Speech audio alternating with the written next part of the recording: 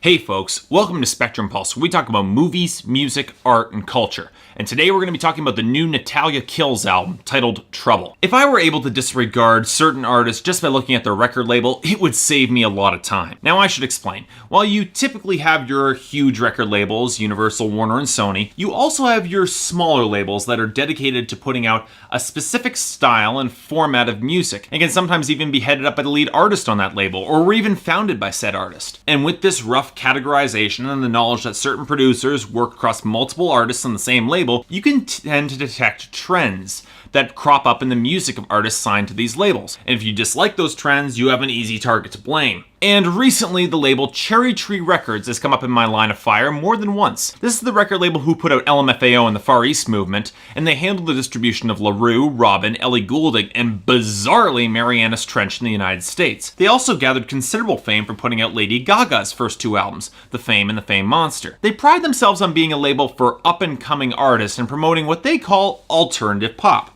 Okay, noble goals to be sure, and I can get behind that, particularly if they're promoting a more baroque or riskier style in their pop music. The problem with Cherry Tree Records is, though, that their producers are seldom ever up to the task of matching their artists' creative ambitions, which can lead to glossy instrumentation that approaches interesting material, but lacks the skills behind the production board or in the backing instrumentation to truly elevate it beyond shallow, occasionally disposable pop music. And when your artists have no desire to make the shallowest and most vacant of material, or they lack the talent to make anything greater, you end up with a label with a bad reputation for superficial flash, but little underneath. But let me be fair here. There's nothing wrong with shallow party music if it's executed well, and so far this year, Cherry Tree did deliver with Colette Carr's Schizo, and thus, I was at least a little interested when I heard about the sophomore album from Natalia Kills, so out of curiosity, I checked out her first album, Perfectionist, to see what she was like. And, well, she's pretty good. But if I'm looking at that classic example of an artist who is handicapped by her production, weaknesses of her label, Natalia Kills would be a prime example. She has a pretty good voice and some interesting lyrics that actually put a fair bit of meat in her claims to be inspired by Kate Bush, but her attempts at a gothic dark wave sound on that album fall flat no matter how hard she tries. Mostly because the sound feels distinctly derivative of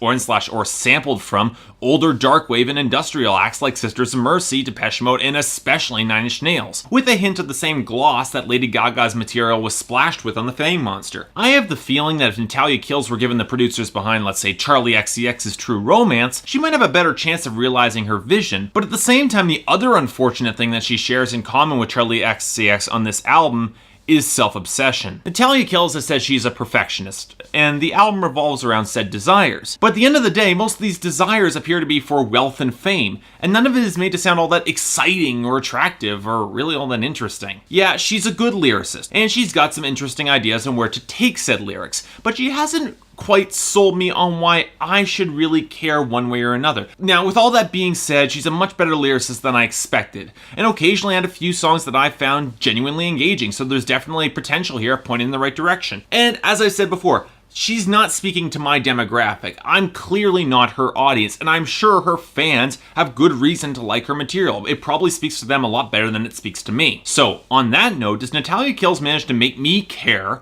on her reportedly darker follow-up Trouble? Now, normally darker sophomore albums are the death knell of young artists' careers, but given that Natalia Kills is already heading in a darker direction, will she manage to break the cycle? Well, I wouldn't precisely call this album darker, but it sure is rougher, filled with a lot more guitars and industrial effects, almost completely eschewing the gothic edges of her debut. And while I will say that Natalia Kills' album Trouble is quite good, maybe even great, to me there is an element missing that undercuts this album significantly for me. That being said, if you're a member of the teenage girl demographic to whom this album is clearly marketed, you're probably going to love it and relate to it, both strengths and weaknesses. Now let me start with the elements that I think that work, for better or for worse. For one, when Natalia Kills is singing, she does a fairly good job selling emotional delivery, and while she isn't a fantastic vocalist by any stretch of the mind, the material feels like it comes from a very real place. And while sometimes I feel she slightly oversells her vulnerability, The broader strokes of these emotions can really work on a pop record, and I'll argue on Trouble that they work more often than they don't. And while I won't say that the production is particularly good, the guitar production can be a little too flat for my taste on some tracks, there are enough elements that work that really stand out. The beats are heavy and pulsing and very danceable, the drum breakdowns are well placed on most tracks, and while I definitely think that the pacing of the record could definitely be better, there's a lot of energy here that Natalia Kills reasonably matches. I do wish that the synthetic elements were toned back a bit in favor of more organic texture, but that's a pet peeve of mine, and I can appreciate that Natalia Kills wasn't precisely going for that. And I have to admit, there were plenty of times that I really found myself liking her work a lot more than I expected, and I was really curious why. And then it popped into my head, and it was pretty obvious, and I found myself muttering aloud, well, I'm glad someone decided to follow the lead of Kesha's Warrior. Now, for those of you who didn't bother to take a look at Kesha's second album from late last year, it was very much an album that was looking to fuse Kesha's electro-pop style with harder rock music, and she recruited Iggy Pop, Nate Ruess of Fun, Julian Casablancas of the Strokes, The Flaming Lips, Ben Folds, and Patrick Carney at the Black Keys to get there. And really, when viewed in that context, Natalia Kills' album progression makes a ton of sense, basically following the same template Kesha aimed to create and fusing it with her sharp lyricism and unique subject matter. On the face of it, it seems like a good recipe for success, targeting a niche that, if the current pop charts are any indication, will blow up in a big way fairly soon. So why on earth can't I find Natalia Kills' Trouble as compelling or as interesting as Kesha's Warrior? Because I want to, I really do. And as a fan of this kind of pop music, I really want to love the hell out of Trouble. But the sad part is that the answers are all too simple here. Lyrical content, framing, and mood. Let me begin by saying that I think Natalia Kills is a more interesting lyricist than Kesha. Her verses are more complex, her rhymes are generally more intricate, and there's more wordplay on display than you would typically see in most pop albums. Now, this isn't denigrating Kesha. Simplicity can work, but Natalia Kills is also definitely as blissfully raunchy as Kesha, so there's no issues there either. The difference here is the choice of role. Kesha, due to the fact that she's smart and weird and kind of eccentric, tends to speak more in her lyrics to the outcasts and the crazy kids and those living on the edge. Natalia Kills, on the other hand, seems to be going for the popular crowd in a big way, with lyrics that seem to focus more on fashion and image and opulence and glamour, which can make her attempts to play the outcast card and ask for sympathy a little less credible. And while both of their music can sound just as synthetic, Kesha's choice of subject matter tends to add a little bit more texture and flavor and feel a little bit more organic, and her collaborators definitely helped in this regard. While Natalia Kills' material is a little glassier and a little slicker. Now, this isn't usually a problem, and to her credit, Natalia Kills does a better job making said theme sound attractive to the audience than she did in her last album. And while she isn't nearly as populist as Kesha, she's getting better at having a wider focus beyond herself. But this leads to my second problem, which is in framing, which I talked about extensively in my review of the National's new album. For starters, Natalia Kills delves into some pretty dark subject matter throughout her lyrics, and I'll give her credit for occasionally framing the situations with a fair amount of nuance. But there are also noticeable points where her lyrics paint a dark picture, and then the framing is used to glamorize that picture. The biggest example of this in my mind is Controversy, a song that sprays forth a whole slew of very real problems and very real dangers facing our generation, and then bookends the song with classy, opulent samples that suggest said controversies might actually be attractive to the listeners, something that they might want to consider if they want to be famous and popular and wealthy. And the thing is, lyrically, there are several points where Natalia Kills paints herself as the bad girl and the damaged one, yet too often the songs are framed in order to celebrate that attitude. It doesn't feel real to me, even if it's very real for her or for her audience. And here's the clinching final piece.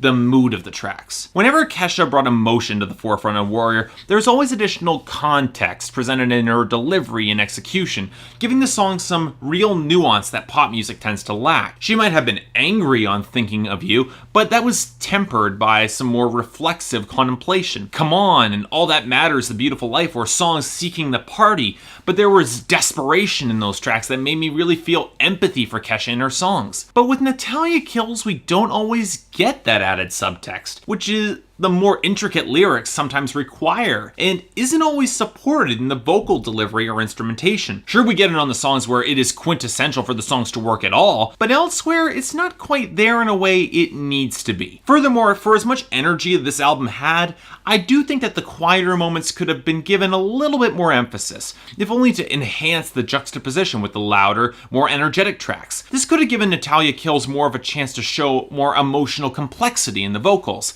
and more often than not, I found myself wishing for more of it, both on the louder and quieter tracks. But even with all of my issues with Natalia Kills' Trouble, I'm still going to recommend it for you all here today. It is definitely stronger than her first album with a well-executed stylistic shift towards electro rock, and I'd argue for the most part she pulls it off. Her fans and her audience are probably going to love it, and there's definitely enough interesting, well-structured lyrics to appeal. But at the same time, I think it could have been a little bit better, and it didn't quite completely click with me. She wanted to go for real rock and punk, and yet I feel this album is a little closer to party rock, if you catch my drift. That being said, it's pretty damn good party rock, and if you can tune yourself to the right mindset, I bet you'll find yourself really enjoying the hell out of Trouble by Natalia Kills. Now, if you're looking for another reason not to prejudge a label, this album is a good place to start. So yeah, if you'd like to like and subscribe, I've got more videos up on the way. The one's coming up next is probably going to be that Ariana Grande album. Yours truly. See you next time.